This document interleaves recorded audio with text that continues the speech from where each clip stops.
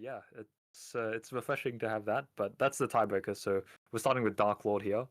I I feel like I remember Ray playing Dark Lord last season. I forgot how it went though. Maybe maybe it was Kaneki. Well, from memory, Tavi, he played it last week against Flatline. I believe he got 6 stages too fresh. Definitely not the result he was looking for, but this is a killer that I do distinctly remember Ray being quite experienced on and enjoying quite a bit. This is a preferred set for Celestial or previously Oppenheimer. They love to play these sort of mid to high tier killers that have a lot of things going on in their kits. We know that they're also previously on Harden were very big fans of Spirit and Ghoul as well, and for Ray, a very positive start. We managed to get that tag at 4 on Sentry, who's ventured their way to Shaq, getting the pallet out of the way quite nicely now, but gives Sentry a few extra minutes of distance in chase, and around Shaq once again we go to the hill. Potentially a balanced landing coming on out as we dodge that Hellfire. This will get us all the way to 2, and yeah, exactly that. Balanced landing comes on out. So back to 3. This dumpster filler we have once again to play around, connecting nicely into these LTs if we so choose, but not enough distance just yet. Gonna have to play this filler once more. Ray with the bounce does come on out, breaks that pallet, but gives Sentry access back to this bottom side of the map. Able to vault. We do not get the block with Lapis just in time, and to 5, this rock filler is what we have. We're actually opting to die on it.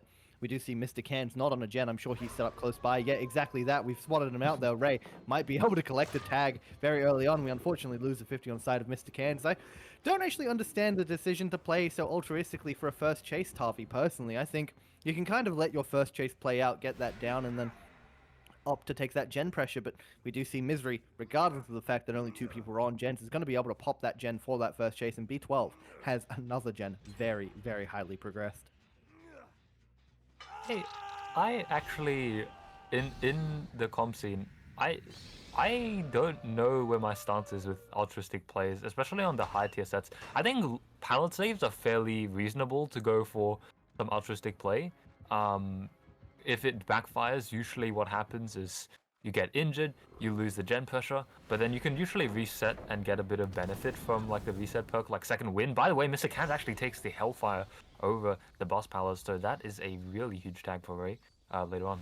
But yeah, on high tiers, usually that survivor is going to be working the gen for a bit of progress anyway, and then start stealthing for the pull. So technically, they're already sort of stealthing for the pull by going and playing altruistically, which then means that a bit more gens can be done from the time wasted, which we did see the first gen pop before the painless. So I guess there's some value there, but yeah, they get reset pretty quickly. You're probably going to get reset again fairly quickly, will Mr. Cans. And I'm not sure, actually. Okay, he's actually just sitting the gen really close by. I'm not sure what the plan is for survivors, because they might just have to force like a lot of gens through, so then I guess Ray can't full camp out just a second, to death, because the second's already being camped out, and then they have to like try attack the generators from that point once the unhook comes through. But it's like it's a bit strange, yeah. It's a bit strange. I don't know why, but it's making me think that Ray is in a pretty good spot right now. Yeah, I mean, look, being able to secure a second stage onto a survivor is, excuse me, very positive for Ray right now, but it's kind of what you expect from Dark Lord. Dark Lord is a killer you literally cannot trade against. If you solo pull, the survivor ends up dead. Unfortunately for Mr. Kent as well, has been called out, but Sprint Burst buys him a safety away. No tag just yet, but once again, Ray doesn't really need to leave now. He knows where one survivor is and can kind of just delay. You cannot unhook Sentry in the face of Ray. That Hellfire will be getting very quick tag into potentially a 2-tap if you're not careful. So I think Sentry will just be dying on this hook, and for Ray, it does put him in a pretty good spot. We see Misery in B12. I believe they are doubling that gen, so forcing out. And okay, problems now. Sentry is dead. Like I said, you can't really afford to pull in the face of a Dark Lord where you don't have any resources nearby. That's just going to be Sentry back on the ground. And for a tag on the Mr. Cans, I don't really think that was worth it. Misery and B12's gen was also erupted. It's that gen at 6. We see them on it. The aura has been revealed, and Mr. Cans also has his position alerted to Ray, and now Ray can just head right on over to the gen. It's not going to pop because of that eruption as well, and I don't understand why we did that, Tavi. I truly don't understand why we opted to take that pull. I don't think it was worth it at all, and it's put us in a worse position for this 3v1. The 3-gen we now have here at Shack with that gen at 5, this mid-6 gen. Oh my god, sorry.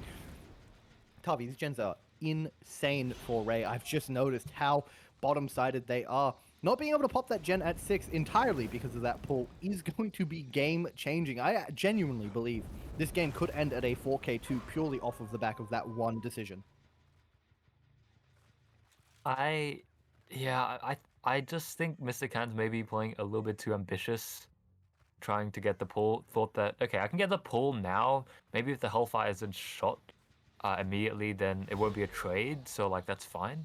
But then, yeah, Ray just doesn't care about that. Just takes a free tag, lines it up, and then taps down Sentry right afterwards, which is, yeah, a problem. That eruption is a huge deal. 10% on gens, and also they had to go rotate and reset Mystic Hands again for the 3rd time this trial, which not necessarily a bad thing, but it's just time, and at that point the time is huge. Oh wow, actually Mystic Hands was stealthing by the generators, tapping it, so it looks like it's regressing, so he's not here, and he has absolutely no idea that Mystic Hands here. Only figures out just now and misses the dashes. So I've actually never seen that before, ironically, in my whole 2 years of casting. I've never seen somebody actively like tap and stealth by a regressing generator and like threaten the gen without actually letting the killer know that they're there. Wow, I've never seen that before, but Mr. Can's definitely feeling confident making that play as he does take the first tag. Maybe he did let up a bit there on the filler, but understandable for Ray that they don't necessarily think about committing this chase immediately, considering you know, what the other survivors have been like and the efficiency coming through by them as well. So he's gonna actually opt to follow up here. Mr. Can does not seem to make anything strong, but I think the generators might be forced through in time. The eruption should come through, so it's just up to whether that pain mist comes in time. I think it does come in time thanks to eruption.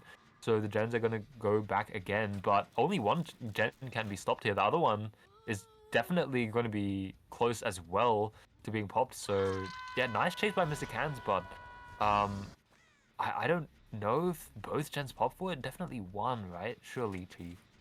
Yeah, I think Misery is going to be able to stick out this gen at 4, for the very least, securing that 4K1, but we still have a lot of progress, right? That gen at 8, we know that B12 has gotten very highly progressed. Now, this is problems yet again, a potential 2-tap coming out onto Mr. Cans, but B12 is well injured, having to opt to play towards 11. Needs to do their best, and yeah, that will be Mr. Cans just right back on the ground. Once again, cannot pull in front of the Dark Lord. I think maybe leaving Mr. Cans to sit entirely, just playing the bluff, rather, of the unhook. The entirety of this match might have been the play, because we know that this gen here at 7 is quite highly progressed. We can see it at about 75-80% now. It's just been interrupted because Mr. Cans has been hooked right on top of it, and gen at 6 we also do see is about 50%. I know 6 and 7 kind of aren't the ideal split, excuse me, but it's still doable when you have 2 survivors and the unhook or cross map that can be baited. Copy right now, we are going to see B12 coming for that unhook. That's going to be B12 potentially on the ground, but no, rather just Mr. Kansas' BT being hit, but at least now this time we do have a pallet to play around, and B12 will be taking this down. There's another eruption onto our generator at 6, and Misery has been caught out by that. Ray opting to just take this hook yet again, hooking right on top of 7. Doesn't need to worry about Mr. Cans, who's injured, having to mend themselves all the way at 11. Can just leave them to kind of do whatever they want for the time being and go commit to Misery for a little while, who, to be fair, has taken good distance towards 2, leaving Ray in a bit of a difficult position now, having to sit around their gens, ensure this unhook doesn't come out for free. A jiggy pull from Mr. Cans would get them back in the game. So Ray playing quite slow. Gonna get his eruption on 6, back over to 7 now. Get eruption over there as well, I'm sure, and allow B12 to sit. This is where the game's really gonna slow down, and it's gonna be up to Mr. Cans and Misery to kind of make a play. I don't think Ray has to do too much special here to secure that 4K1 that's kind of looming over the heads of Peony Dynasty right now, but definitely for our survivors, they'd want to see outs in this trial. They're going to have to do something magical. I think realistically, we're going to need a really good chase and B12 to somehow get off this hook for free. I think that one hook by Mr. Cans there on the 10 side of the map, that felt like perhaps a potential for survivors to make something happen. but then Ray was able to drag it back into the gen setup. By the way, B12 does get unhooked here, so this is good potential. Maybe if this tag can be avoided, but no, it will not be. Misery's taking the tag and is running right back into the gens, kind of. So, okay, Ray doesn't opt to chase though. Like, it's all like death spots, right? It's all death spots at this point in time. If the survivors can make a good death spot, it doesn't really matter that the chase is too short. Like you can see here, B12 was already starting to kind of like move away from the generators with that. They should be able to make the top side fairly safely from that point, and maybe they're gonna rotate for a reset soon. But like the previous few deaths just were in that 7 area near the bus, which meant that the gens were a little bit too close for comfort to the Dark Lord to to actually pressure them effectively. And as I say that, Mr. Kant is going to be caught out here, takes the Hellfire to the back, and I think this is a chase that Ray wants to take. It probably is short enough. There's not enough resources around here except this one filler pallet, which actually Mr. Kant is playing out, wins a 50-50. Okay, this is huge. This is a good time being bought, but are they resetting? Are they getting the gen done? If they were doing the gen, it would have been much better. Mr. Kant holds W away. I don't think he can jiggy to anywhere, so they are just going down. And even though that was a better death spot, because of the previous injuries before, they can't really capitalize on the death spot to make anything happen for this introduction to the 2v1, which is, I think, now just seems to be impossible. An incredible amount of stealthing would have to come through to actually force through a generator and force our killer Ray to not like fully defend the generator. So yeah, at this point it does seem like 4K1 is like just in sight for Ray. It's just a little bit more work to do. Perhaps catch out a Misery around the shack area, and maybe if Misery just zones themselves back. Yeah, you can see here Misery just immediately turns back, holds W to the top side of the map, but it doesn't matter. It's already a 2v1, so you can just leave them be injured, head back, catch out B12 like that, and yeah, it's just going to be this cycle over and over again. They just will not possibly have enough pressure to continue to go for the 4K1, or that's what I think right now, because with B12 being injured, oh, not injured actually, he has a filler, so it's not going to buy enough time though, surely, to prevent the injury. Yeah, I do think the injury obviously has just come out, but Ray's going to head back to this gen at 6. It's really important to mention though about this gen at 6 is I do believe it's out of regressions. It didn't get hit by Eruption when we did get that down onto Mr. Cans, and obviously Ray hasn't even attempted to kick it, so I think if we were just able to stick that gen for a little while for either of the chases we saw onto Misery or B12, it realistically could have popped. We could have gotten this 4K0, but right now with Misery on the ground and B12 in chase towards main, the game is all said and done. I do think the 4K1 will be an inevitability once, yeah, B12 on the ground, securing Ray's 4K1, a tried and true 4K1, as long as he's able to hook Misery, ensuring that there is no fresh bleed out, no minor penalty applied, ensuring that all our survivors now... Ooh, Unbreak. Forgot about this perk yet again, Tavi. This is the second time I've cast a tier 2 set and forgot they have Unbreak. I want to clarify, because there were some questions asked about this recently, Tavi. People were debating if Unbreak is too strong to have on tier 2. It's only on 2 sets. It's on Ghoul, it's on Dark Lord. Spirit doesn't have access to it, and neither does Singularity. And I think, honestly, against a killer...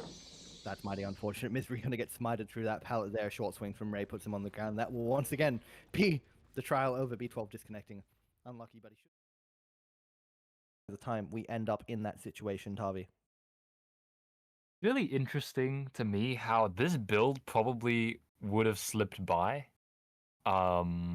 Maybe like 2 years ago, 2.5 years ago, this build would have actually slipped by when Pop was still in a ridiculously strong state, and maybe Eruption wasn't as good then. I do remember Pop and Ruin was a popular combo. Ruin base, like, okay, sure, but nowadays, yeah, you don't see Pop and Ruin anyway. You always see Eruption and Ruin, Pop and Eruption. You just don't see it that often anymore. And I think the whole point of it is to synergize Grim with Pop. You can block the high progress gen and then kind of kick it with Pop. And it's like, hey, that was a pain resonance and a half, sort of. That's like a pain resonance at home.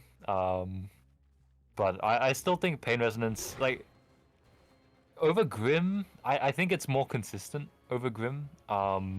Against a Survivor team who realize that you bring Grim, they will just be working generators while injured and then go for a bit of the rotations afterwards. They'll do the gens first and then do the subtasks of the other objectives of healing or rotating when the Grim is active. But yeah, if our survivors of Celestial do that, we'll see in the upcoming couple of minutes. Zlappy's taking the first chase. This is actually really nice avoidance of the Dark Lord as of right now. But they do take a slightly suboptimal hit. They're trying to get to this bot side, but they might have just zoned themselves away from anything good. So they might just have to play one filler, okay? So, yeah, never mind. I feel like this start of the trial is already a lot better than what we saw Peony Dynasty have. And also, they had 3 survivors on generators, while previously we had Mr. Cans just, just sitting around for the pallet save. Now they can just cleanly pop the first double, and the second generator is also pretty close too. So that's actually very close to the second trial. But the difference is, Chief, they don't have to reset the injury, and I think that makes a pretty huge difference. Actually, with Grim Embrace, well, it still does make a pretty big difference because that they don't have to go for that risky reset of being found. They don't have to go for the rotation. They're already healthy, so that doesn't matter. And yeah, I guess our survivors will now know that Grim's in the trial if they didn't notice it before in the previous loading screen. And I want to see if this build actually gets to work. Harvey, what I find unbelievably curious there is that, obviously, I'm not too sure if you noticed it on the HUD, but Alex was cleansing Ruin. I'm almost certain, unless he was cleansing a doll for inner strength, but I'm pretty sure he was cleansing Ruin, because at this point of the game, I'm not too sure what else you would really cleanse. You're healthy, you can just be pumping gens, and as soon as they noticed Grim Embrace, he hopped off that totem, stopped cleansing it, and just let it sit. I think they might be more than comfortable to allow Ruin to exist alongside Grim Embrace, but really wanted out of the way for the potential of Pain Res, which I find unbelievably curious. And we do see the unfortunate dog bug there where you just lose no distance off of your bounds. So Slappy, unfortunately, unable to make it back to the pallet 6 in that jungle gym, and that will result in him having his second hook of the trial. But this is kind of the unfortunate situation of Grim right now, Tavi, is that you still have Ruin in the trial, which is going to force regression onto the generators that are no longer being worked. But there's kind of really no threat and no reason for our survivors to get off these gens unless they are being directly pressured, and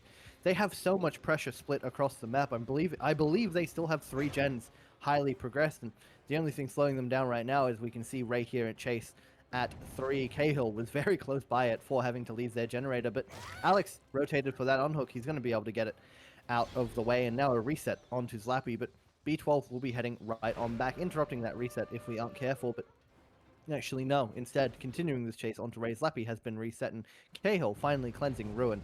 Not too sure what the interaction there was. Maybe Alex was just cleansing a doll for inner strength. We'll have to check in a little bit, because right now, this chase onto Ray is the priority. B12 needs to get this down quite quickly. Another stack of Grim Embrace would do him favors, but his filler is proving to be quite difficult. The bounds do come out, but to no avail. A stun instead will be what we're met with, and Ray will continue to play around the filler for as long as they can. Instead, the break comes out, and that will give us access to the fillers at 7, but I don't believe we have a pallet there. Only this edge map one, as the swing through does not hit. Ray will last a little bit longer, but the Hellfire is now the zoning potential of the tree buys the safety. That does give Ray another extra couple seconds in this chase, and some 50s to be played now. We've unfortunately been able to make it around, but to nothing else. That'll be Ray on the ground. Alex here for a potential cracker or beamer save, and yeah, that it was in fact inner strength. That is why he cleansed that totem, so good to know.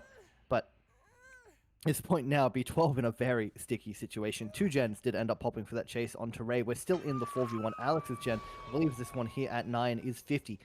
Yeah, it is in fact. And for B12 now, we kind of are in a very sticky situation. Our gens here, topside main, 9 and 12, are in very good spots for us, but we don't have Eruption to continue holding this 3-gen Grim. It's only going to do us so many favors, and once again, it doesn't really favor us getting a tunnel out if we are to continue playing for these perks. We really need to do our damnedest to play for the freshes hilariously enough, I think we need to make sure that we can get that long grim and use it to potentially secure that death onto Zlappy roundabout. But for now, just a chase onto him is our preferred option. We use the bug yet again. That's going to give us so much extra distance onto Zlappy. He's really not been enjoying this trial because of that, but the tag does come out. That gives him access to Shaq. We don't have the pallet any longer, but Zlappy will just venture all the way to 3.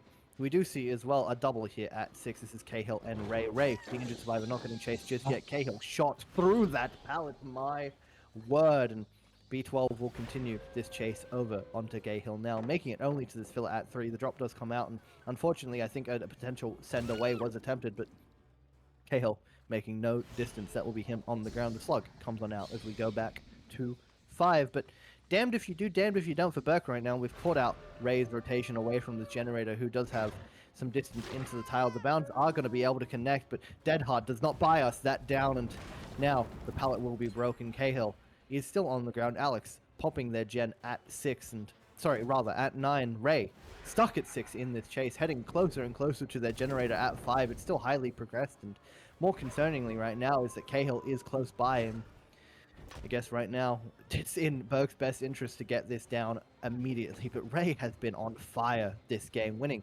every single interaction he's so needed to, and continuing this chase on just this rock filler is going to give him all the time he needs. It's going to get Cahill picked up. Alex will be resetting them as well. It's going to be Cahill fully reset. It's almost like this nothing happened in the last 30 seconds at all except for the chase, and a gen has popped for it. Honestly, Tavi, I'm not too sure how B12 is going to recover from this at this point. This gen here is 50%, and although we're hooking on top of it, it can't be worked anymore. The other 2 gens are literally the other side of the map. Pop will be applied here, and I don't really think we're going to see much else from our killer. Maybe some few extra stages, but all these gens will surely be popping. Yeah, that one moment where maybe we saw Beck or B12 get a bit of momentum, got an injury, followed it up with an injury on Zlappy, then downed, just completely down Cahill, and then it was heading back to Ray. It had a lot of potential to maybe transfer pressure around the board between our survivors, but then Ray pulls out 1E, and that chase goes on way too long. Our survivors can completely reset everything from the situation and even keep a bit of gen progress as interest, I guess, on that interaction. Also, getting scammed around the jungle gym, I'm sure B12 is not happy about that. And yeah, that one critical moment just did not work out in the favor of Peony Dynasty, and they have to just contend with 4 survivors in the trial with still having to kill all of them before the final gen pops. It's not impossible, it's just really difficult. We have caught out Zlappy here, but Zlappy is fully healthy thanks to that chase from way before, and that means that B12 can't force the talent out just yet. Has to kick the gen, you know, it just has to be prodding each of the survivors, make sure that he's ready to strike when they overstep. But I think it's just too much pressure coming in from all sides. I mean, the deadhard comes through by Ray again. Maybe B12 was a little bit too impatient there, and it feels over right now. The final generator pops. That is, in fact, Celestial taking the first set, contrary to, I think, the tipping, which is, yeah, really, really nice to see. I'll check the tipping now because I just said that out of the blue. I just guessed, but yeah, it says here that, yeah, Peony Dynasty were extremely favored in this. So I guess a bit of a surprise that they dropped the first set. They're probably wanting to make sure they do not drop the second, because if they don't win that, then obviously, well, obviously it won't feel good for their part. But you want for the ping to stabilize after you load in, and we are here. Tuha. Finally, I will get to comment on what I want to say. This build, really, really strong. It's very good and also very, very fun. So, I don't know how Tuha's going to play it, because obviously you have a bunch of instances of instant regression, and that is quite strong. And obviously the boon to turn back the clock does mean that you can regress again from very far away. And speaking of being very far away, that hit, oh my word, I did not think Cahill was going to be hit by that swing. And unfortunately for Tuha, the second has not connected just yet. Cahill able to narrowly avoid that phase and make it all the way to 12. Only this red truck filler to play around, so maybe to the edge map we go. We do have a Z-wall, and we have this edge filler, but we don't make it in time, the ping. Although we are close in region Northeast Asia to Southeast Asia, there is still a little bit of ping involved, and it does mean Cahill is going to get smited down through that pallet. And very strong chase so far for Tuha Tavi.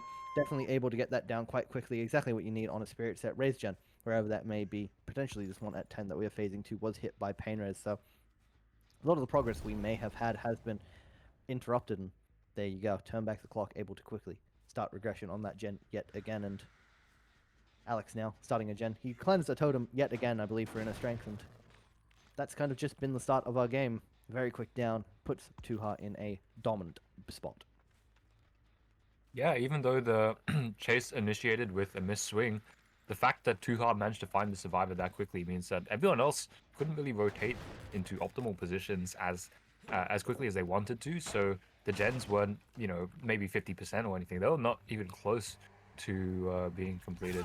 And as a result, Tuha has a lot of time to just play at how they want to. They managed to tag.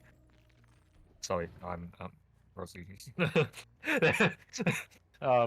managed to tag Ray, and now they just come back to the hook and catch out Sinya here, and it's just going to be another pain res. Most likely this will be clean break, but doesn't really matter. That's just a free hook, a free pop, a free turn back the clock, a free pain resonance on the board, and yeah, they can continue applying this regression to its maximum potential, which I actually want to think and like discuss about how these kind of regression perks have progressed through time. You used to have Eruption and Call of Brine, and then there's also the Pain Res Eruption, and then Pain Res Pop and Eruption. There's a lot of variations of this full regression kind of build, but I feel like this one is close to being as strong in terms of gen regression as Pop Pain Res Eruption, as it was in its prime. Literally put on every single killer on every single high tier killer on whenever it was possible. So I do think Sloppy Butcher is still a very good pick for the killer, but that's more like trying to control the 3v1. And for this scenario here, just being able to bounce between generators and make them regress to a really, really quickly, is also just really powerful. It's going to slow the game down, even though it doesn't really slow down the survivor healing and make it more difficult. It just means that less gens are going to be completed in the time that it takes them to for if they were to complete it, they wouldn't be done because of the extra regression. That's already 3 hooks on the board for Tuha, which I think is already a little bit worrisome for our survivor side of Celestial Chief, because that means that any of these 3 targets, any of these 3 survivors are potential tunnel outs, and that's kind of worrisome, because going into the 3v1, that also means that those other 2 survivors are potential targets too. So they really have to try capitalize off this downtime as much as possible. Tuha is kind of committing across the map, so maybe if one chase can last for a while, they could punish this, but I don't think there's going to be enough here. That's the Dead Hard coming through. Maybe this is the opportunity for a survivor. Yeah, I think that Dead Hard was paramount. Honestly, if we saw this down on Destiny, I think it would have been dire.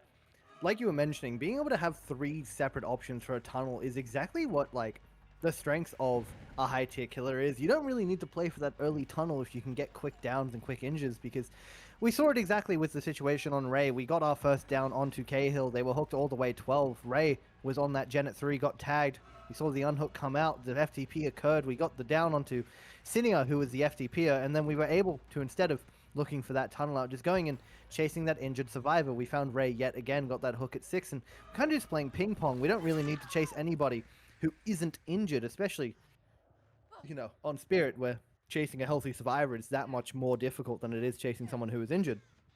Kind of in Tuha's best interest to always ensure he can find one of those injured survivors out of position and get that chase going. And now that Cinia is on their second hook, potentially a quick commit for a tunnel out after they are unhooked is in our future, but Tuha in such a strong spot because we do have split hooks, and although 2 gens have popped and we still haven't seen a tunnel out just yet, right now, Cinia off hook very, very quickly. It's going to be up to them to last in chase because a 3v1 against Spirit, even without Sloppy Butcher, which we were talking about, is important and crucial to controlling that 3v1 scenario. It's still going to be very difficult. We have so much regression left on the board, and we do see there a 3rd gen pops as Ray is in Shack trying to assist Cinia there. We used the that was incredible use of the phase. I know obviously it didn't pay off. Shack pallet was still up, but hugging the wall like that to try and fake that we were on the outside, having doubled back, hoping for a vault inside was unbelievable. And if it did pay off, could have been incredible. But Tuha, nonetheless, didn't get the down at Shack. Will once again get a down on this pallet at 2, like Ray,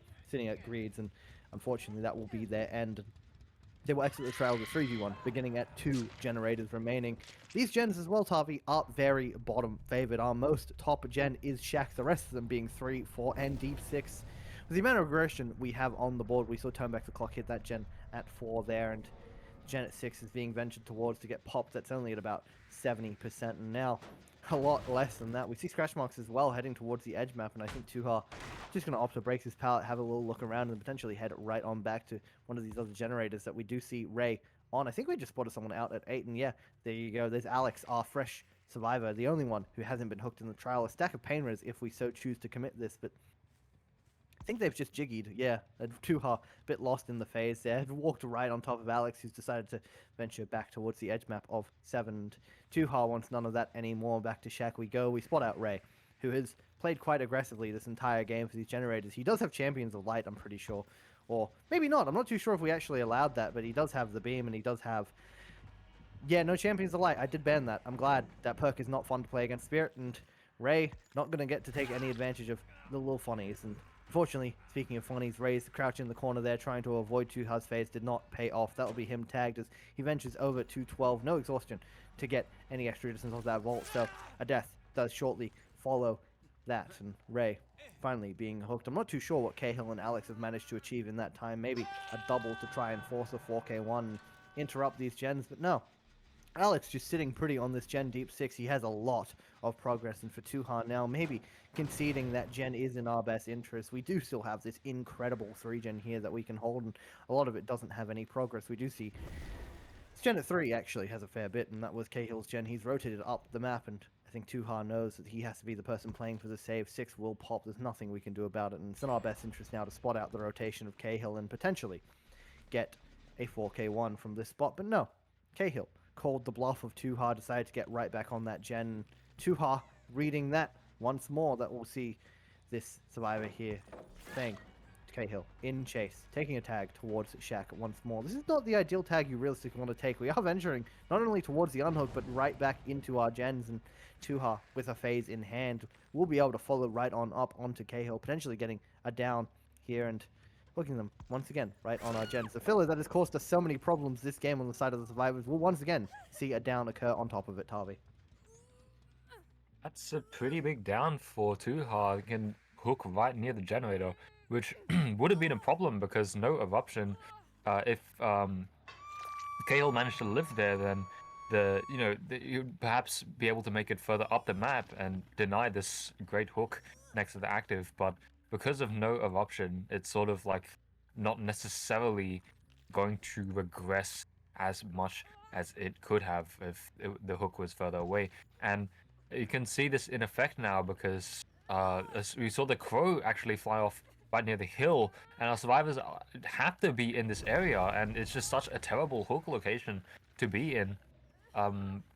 You can't really do much here as the survivors. Pretty much every generator is just one phase away from this hook location, meaning that they can't really be pressured too heavily, can't be pressured too aggressively, and the survivors kind of know at this point that they have to do the split maneuver of sending someone in to the generator, and then the other side has to have the potential unhook threat, because like what else is there to do in this situation? You can't be max efficiency on the survivor side, and Tuha knows this, is trying to perhaps body block the hook, but I don't think it's actually worth it because the unhook comes in anyway.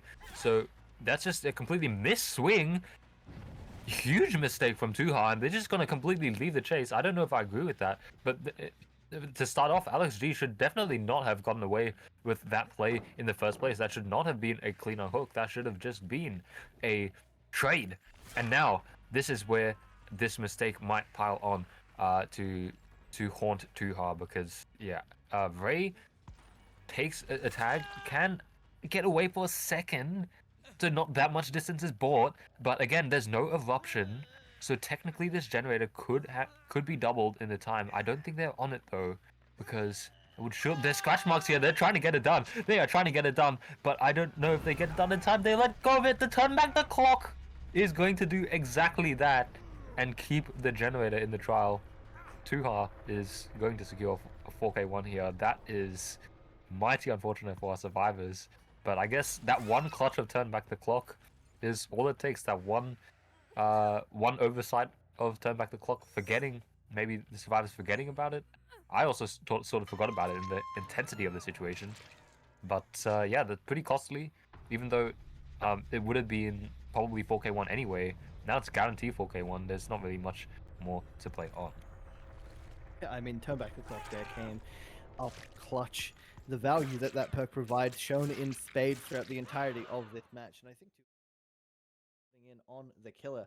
This was a bit of an unexpected twist and turn for me, because I feel like Ray is pretty confident on the Spirit, but I guess if Zlappy is stepping up to the plate, he would be as well. And we do see a bit of a different build where omitting Pop and turn back the clock this time for Eruption and Wretched Fate. This is more of a standard build that I would expect to see. I actually quite like it. If I was to play Spirit, this is exactly what I would bring. So Zlappy winning over some favors from me there, and Sentry now in chase. He's already done quite well to avoid a tag on that first phase, but forced himself towards his edge map palette. It's a bit of a peculiar one, Tavi, because I do think it's not in your best interest as the Spirit to try and phase around this because it's so short, but playing M144 on this palette is also unbelievably difficult. But regardless, Sentry vaulting into the embrace of Zlappy, and that will put him on the ground. And unfortunately, second-guessing himself here on this Sin car at 6 does mean Sentry will be very quickly on the ground for that first chase.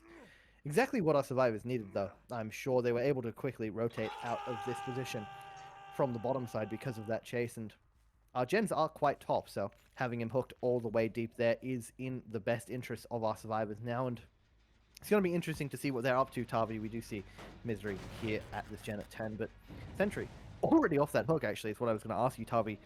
It's in the best interest usually to allow survivors to sit, but with an FTP, I guess getting him off that hook quickly and allowing him to re-stealth is favorable. Guess who was the one to rescue and for the people? Of course it was Mr. Cans on the flashlight scrim burst, fixated for the people, plus not Champion of Light because you banned that one. But I'm not surprised seeing Mr. Cans take responsibility of unhooking. He did that in the previous trial. I think we both disagreed about the second unhook, the first unhook on the second stage of Sentry, but this time it was a very clean unhook. Mr. Can's gonna be able to last a little bit here with the setup. He goes down though. That's fairly acceptable though, because it's in the same spot, so it's literally just trading death spot for death spot, except all that's done is giving away an additional pain res while not also hooking the same survivor again. So now there's a bit of options for Zlappy to tunnel out, but this is a lot of time being bought for survivors.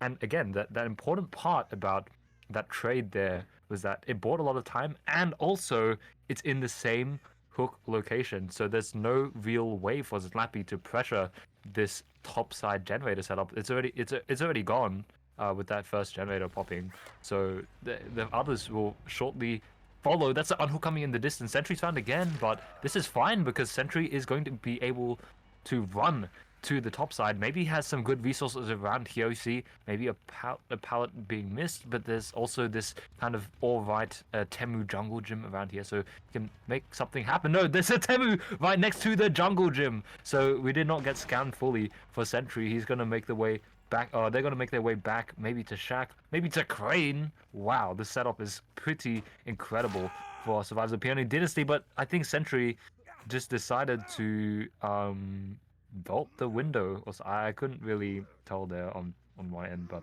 he's going down. And the funny thing, Zappy's going to drag this back to the same hook.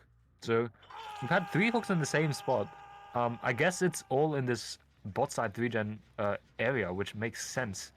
But it's just opting to let those topside generators go, which like the other topside gens like Shaq and 10 go, which okay, it makes sense, but like I just wonder how close those other gens are to completion. I guess they haven't popped right now, so that's a wise decision to go on hindsight. But yeah, that one pops. So maybe there was an opportunity to try defend it while giving away a slightly less optimal hook position. I'm not sure. Yeah, look, I think the problem that we're going to encounter now for our survivors, oh sorry, rather Zlappy on the killer, is that we're playing around this bottom side 3-gen, which we pointed out, but one of those generators is this gen at 4, which not only is very, very highly progressed, but is pretty far away from the gens at 6, and of course that does mean you can only really work 4 if those are the gens remaining, but it's most likely going to pop for this chase onto Sentry, who's managed to get Shaq dropped, and of course has the jungle gym at 10, and this one, sorry, at 2 rather, and this Timu jungle gym that you mentioned at 2, and another strong filler deep 12, and yeah, exactly that. The gen at 4 is gone and out of the way. That 3-gen we were attempting to hold is all but broken. Shaq and 6 will be the split, which, to be fair, isn't ideal, but is definitely a lot better than what we were working around on the top side. And Sentry now will be exiting this trial, but dead all the way at 12, and I'm sure that gen at 6 not only was 50% previously, but now it looks like it's being doubled with no painers to interrupt it. So, could just pop. It could pop here and now, and if it does, that would be an incredible start. That's all our survivors needed to take the win, but not only are we looking at the win, we're looking at a very low stage game. I'm sure Mr. Cans here is going to be playing quite aggressively for this gate. Yeah, exactly, already on it. And Misery, who I believe was our other survivor here, will have to stealth away, potentially looking to get on this gate somewhere else, but no, all the way edge 6 has been caught out. They will be on the ground. Mr. Cans, I'm sure, has already gotten back on that gate and will be opening in time. Slappy, nothing they can do. Ooh, rather not, in fact. B12, the one on the gate, has done not enough just yet. We'll be taking a tag towards 2. Mr. Cans FTP'd Misery off the ground, and Misery tried to get on that gate. He gets it open just in time. The swing does not connect. Misery out the door. Mr. Cans now. Not too sure where he may be, but I'm almost certain that B12 Arcade is on this gate at 3, trying their damnedest to get it open in time, but they will not have enough time, instead having to stealth quite safely. Misery is still in the trial, though. I'm sure Mr. Cans and him will be working on getting reset, so that way they can assist their teammate B12 in getting out the door themselves. 4 stages on the board right now. This would be an incredible result if they were able to preserve everything left, but I do think the potential of giving up more is the most likely outcome, although Zlappy has ventured very far away from this gate at 6. If our survivors have just sent it at the right time, they could all be out, but no. We do see Zlappy not catching anybody out just yet. Instead, Mr. Cans has rotated all the way to 12 under the nose of our killer player, and that will mean him and B12 are able to get reset. Misery still sitting safely in that gate, and now, for Zlappy, I do think the 4 stages is all but guaranteed. I was leaning towards more of a 7-stage result with everybody injured, but now that the resets have come out, even though we were so close to sniffing them out just there, we do actually spot out B12 in this tile, but all they need to do now is take this Vault Lithe away. That's going to get us to send all the way down to 6, and the phase comes on out, but it's such a long phase. Even if we just send it right there, the only chance we have is this body block. Zlappy doing their damnedest, having phase in front of B12 will attempt, but to no avail. We're going to have to try and get in front of them yet again. This rock is doing us favors. Mr. Cans is here to assist us, and that gets B12 safely by. That will be every stage out. Able to display a very, very solid performance and reflect pretty accurately what this set will look like. And for Ray, we do see the standard Doctor build on this map, Rapid Stabiffle. It's become very popular since Pedro in EU started running it on this map, and I think for Ray, a very exceptional, experienced Doctor player, taking notes out of the books of Pedro is definitely a positive, and for him, getting a front foot start with an early tag and a snowball with those tags into Rapid Stabiffle downs is exactly what you need. Hey, I kind of like the kind of revival of Rapid and Stabiffle. Rapid, I think, was always a perk that you'd see in like very niche scenarios. I guess yeah, Doctor there was probably the most picked. Like out of all the cases where you see Rapid, probably Doctor was the one you'd see it on the most. But Stabiffle, oh boy, did Stabiffle fall off when it got nerfed. It went from like an actually viable perk on killers to complete garbage tier perk, and then yeah, now we have both.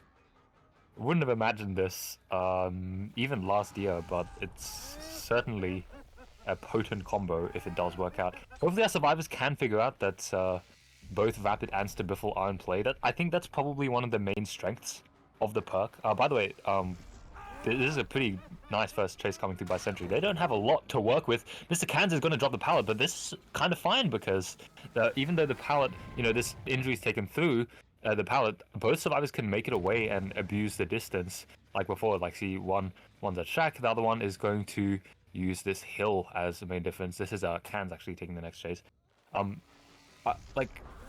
It's like I think one of the main strengths of Rapid Stabiffle is figuring out, like, is the survivors not figuring out that both of them are in play, which then leads to question like the survivors misjudging distance and then ultimately giving 2 taps to the Doctor, in this case Ray. So by this point in time, they should be able to know that Stabiffle's in play. 3 stacks is plenty of time for an observant survivor to know that the cooldown is reduced.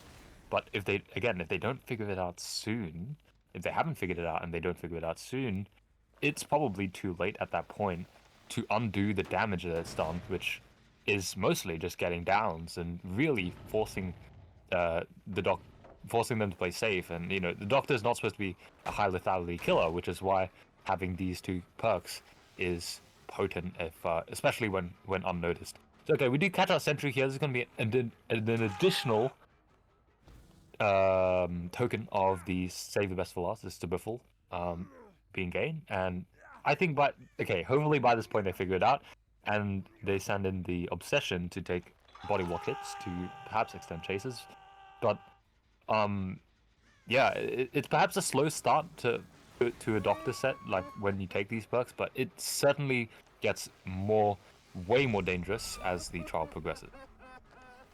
100%. I think Ray's lethality is only going to increase. The only downside with this build is the lack of regression you do have, but once again, you kind of do expect gens to be popping every single time you take a chase, and right now the boon that Ray does have is the fact that this chase with Sentry on hook is kind of stalling out the survivors a little bit. They don't have a lot of time or manpower to really commit to being on gens, and especially with this down coming out onto B12 quite shortly, if we aren't careful, he does have these double pallets to play around. The swing through does not connect, so at least B12 will be lasting another couple of seconds in chase. He wins that 50 in a very peculiar manner and will be able to play safely around. There's Sentry coming in for a BT hit, but once again, Stabiffle and Rapid definitely not giving us anywhere near as much distance as we need on the side of Sentry to be able to last in this chase. He's unfortunately maybe going to get caught out at this RNL. We have to fake the pallet. We go on the inside and the run around does not pay off. That's going to be Sentry on the ground. Once again, Rapid and Stabiffle in full effect. If they aren't aware of it now, I'm not too sure if they ever will be, and definitely going to need that Obsession to come in. I believe it has to be Misery, the only man who hasn't been in chase yet, but 2 gens popped for Sentry's second stage. Exactly what you need. This gen at 3 was going to be brutal to deal with, considering our gens are so right side. This is the only downside of this map, Tavi. All of the gens spawn on the right side of the map. We have 1 gen that's on the left side of Shack. The rest of them were all clustered here, and it can prove to be very, very difficult for either side. If you have a death in the gens, you always struggle to get them out, but if that death spot is far away, other side of the map for your first chase, you pretty much always end up getting a good result. But unfortunately for B12, unable to escape those gens right now. But Mr. Cairns is here with the beam, and that doesn't matter. You can die wherever you want if this man's around, and he'll get you wherever you need. So that's B12 able to continue his chase over towards 1, as Mr. Cairns will be hopping back on a gen. Although his gen at 1 here, I would assume, has been interrupted by the chase. It's now regressing as Ray has taken the time to kick it, and B12 will venture to this tile at 10, greeting the tile quite nicely. Sorry, I was a bit confused by the interaction there. I was expecting Ray to shock to block the window, and I think Ray was expecting just the immediate attempt at a vault, so the swing came on out and wouldn't have connected anyways, but B12 greed, so we've just swung into nothing, and that does mean B12 able to last another couple seconds on the tile, but doesn't matter for much. He'll take a hook at 1. This will be yet another pain res, and it hits the gen at 1 now. Mr. Cans, I would believe, has had to take his distance towards 3, but problematic for Ray. We do have 4 stages, 3 fresh, and at this point of the game, I would say that's pretty good, but we do see this gen at 6 about to pop. We're not going to interrupt it in time, but no, actually, we will. The Static Blast comes on out. That forces Misery into tier 3, meaning that gen will not be popping just yet. Mr. Can's unable to vault that pallet as well. The shot comes in just in time, so he will be taking a tag, and back to 3 he goes. We have the double pallets up yet again. These are such a strong resource, but with both of them dropped, it's just what time will you vault and what time will you be cancelled? Mr. Cans vaults first time round and makes it there safely, and that means Ray will opt to break.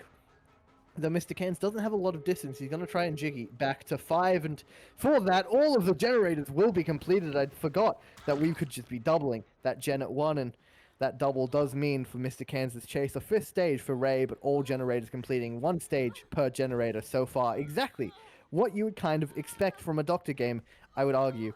Pretty perfectly played by Peony Dynasty on the Survivor side, and now Ray will have to do his best to secure these stages.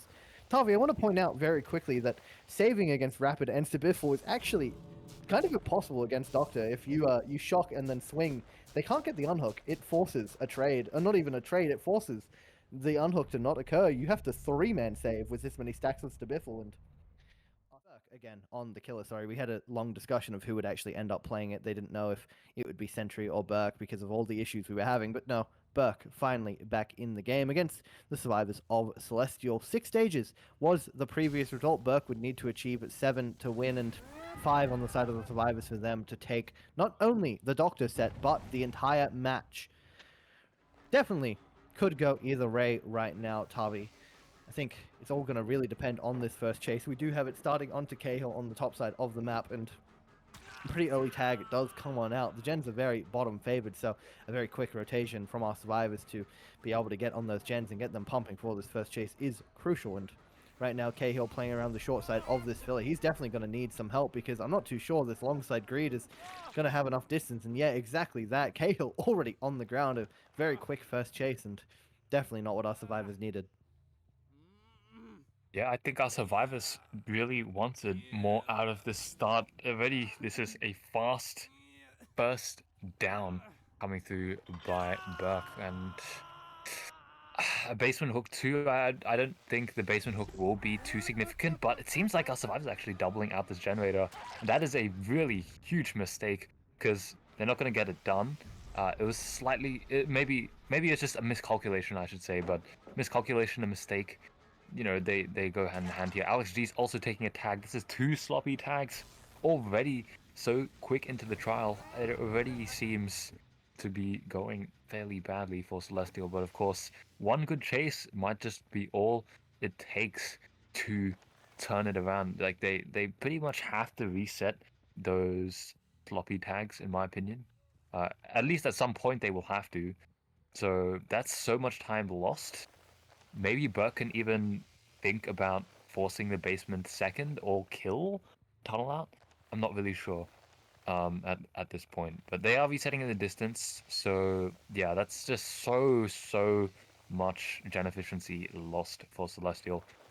Yeah, but as I was saying though, the way back in is have literally 1 good chase. And that could really turn the tables because Burke does not have any chase perks, which I was talking about 2 restarts ago about having no chase perks.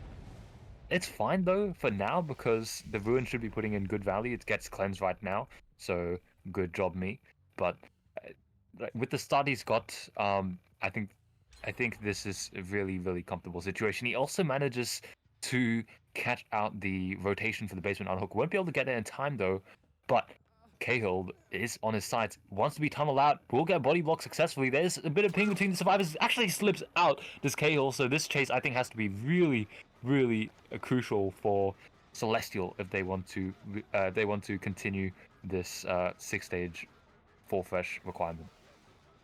Yeah, and Toby, this is the crosswall we were talking about, the strength of previously. He's just able to hold distance around it into this filler mid 9 and also into Shack window. He wins that medium vault quite nicely. He does have the pallet as well if somebody's here to either drop it for him or he's able to get it out of the way himself. Instead, Cinia with the head on does buy Cahill all the distance he needs, holding distance once again around this cross. It's so strong, and yeah, now for Cahill, he's made it back to Shack quite safely, and it's exactly what you need. Burke, though, realizing his win con isn't, an incredible 4K, it's only 7 stages, doesn't need to settle for the tunnel out at 4 gens, can just take this hook onto Cinia. This is going to be yet another pain res, 3 stages of 7 already collected, and having 2 gens pop, a third being high progress, it really still could go either way. Unfortunately, not being able to get Cahill out the trail just yet does mean that the game will be more in the balance, but this gen at 9 is still very, very highly progressed, and that is obviously in the survivor's favor. Ruin being cleansed when it did them a lot of favors. Those 2 tags meant that time spent resetting, and also the time that they had to spend away from that gen allowed it to regress so much. But now, Alex in tier 3, unable to work his gen at 12 with Cahill back in chase. Cinia also still on hook. Things are looking a bit dire yet again for our survivors. Ray just sticking whatever gen they are on. I think they desperately need to get Cinia off this hook and reset, because allowing Cahill to die without any resets occurring would be the probably worst outcome right now. We do definitely need the 3v1 to be entered with everybody healthy and in position if we're not going to pop these gens.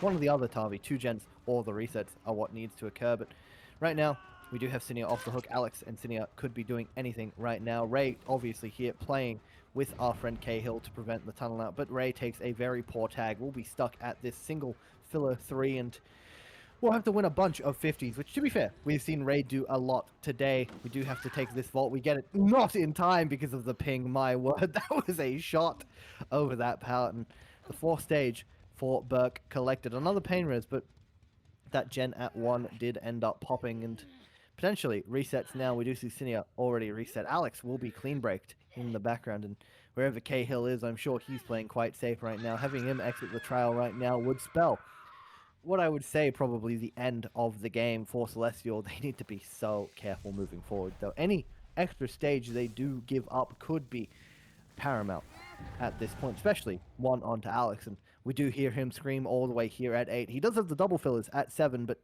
as soon as they are gone, it could spell problems, especially considering the fact that these ones are quite hard to play around. They are unsafe because you lose so much line of sight, but Alex doing his best to play around them nicely, gets zoned towards the edge, but still has a filler here and a potential Jiggy to come out, but no. Instead, we'll just play these pallets once more, and finally does lose this 50. This is the 4th fresh that Burke was looking for. He only needs one more stage now, Tavi, if he wants to take the set. It seems inevitable at... Okay. I say that and I think of the I'm inevitable things that are going on with the Henry Creel, but it seems inevitable that that happens. It's just, I don't think that 2 gens will pop and every survivor will escape from this trial. I think Sloppy Butcher did put in a good amount of work. It sort of stopped the altruistic plays from happening. They, instead of really going for the resets, they sit on gens, which is fine, but then it just means the chasers can't really be helped that much. They just had to work with the health stage they had, and the health state were pretty much only on who are they on again? They were on Ray, and they're also on Cinia, so really not too many altruistic plays coming in. This is just Cahill going to exit the trial right now, which does secure Peony Dynasty the 2-1 victory over Celestial. But yeah, this was close. I think this Doctor set is probably a bit more decisive than I think it could have been. I think it could have been a lot closer than it was, but just that one perhaps miscalculation on the generator around Shack, it just made it, yeah, not possible to recover. They gave away 2 sloppy tags near the basement hook, and that's just, yeah, not a position you want to be in. You're gonna look for a 7th hook stage though. Burke does secure it onto Ray right now, but this gen does pop for all that time that was spent. It just, yeah, okay, actually 2 gens popped, so They probably will get a stage out of the door with Celestial, but yeah, versus the 6 stages that the Survivor side of Peony Dynasty got, it is yeah, I think a lot different. Like this whole trial felt a lot more in control. Like our Doctor player Burke felt a lot more in control and able to just play out what he wanted. Yeah, and he's gonna secure an additional 2 stages here. This would be a 9-stage performance if that kill was secure. But actually heading back, maybe they can get more. So yeah, 9 stages is still definitely a, I would say, way above average result on Doctor. So yeah, well played. I think deserved 2-1. It was a good fight in the first 2 sets, but yeah, this one was pretty decisive in my opinion. No, I 100% agree. I do think that obviously Burke has played unbelievably well on the killer here, but I think that opening interaction kind of doomed the game from the beginning. Having that very quick down into basement, into 2 free tags right next to it on the most progressed gen was game losing. A opening interaction that next to lost the game on the spot, and unfortunately, it's just kind of the reality of Doctor sets with low stage win cons. You need to play a very, very optimal and efficient and strong early game, and as soon as that didn't come out from Celestial, I was worried. But now, at least, they are obviously fighting for whatever they can get. The end game 3v1 is proving to be quite challenging, but finally that gate at 3 has been opened. Cinia will be the survivor getting picked as Alex exits the trial, and Ray jitters off to whether they were venturing. I'm not too sure. I think they were running towards 9, which was quite interesting. Apparently they were running to the hook, and that does mean Cinia will be off it and potentially trying to escape, but this could ultimately lead to them both being unable to escape. A 10 stage 4 fresh result would be way above what we were expecting, but I think 9 is still the most likely outcome, Tavi. We do see the head-on come out from Cinia. Ray will be able to buy some distance, and I'm sure we're sending it towards the gate at 3, but now Cinia not able to escape with their life yet. I'm sure the pallet at 1 will be the only bit of safety they do have, but the shock comes out. I'm pretty sure the swing will connect this time round, so that will be them on the ground, and Ray out the door. 9 stages, 4 fresh. The result was not changed by the unhook, but some time was wasted, and for that, I will say it was entertaining.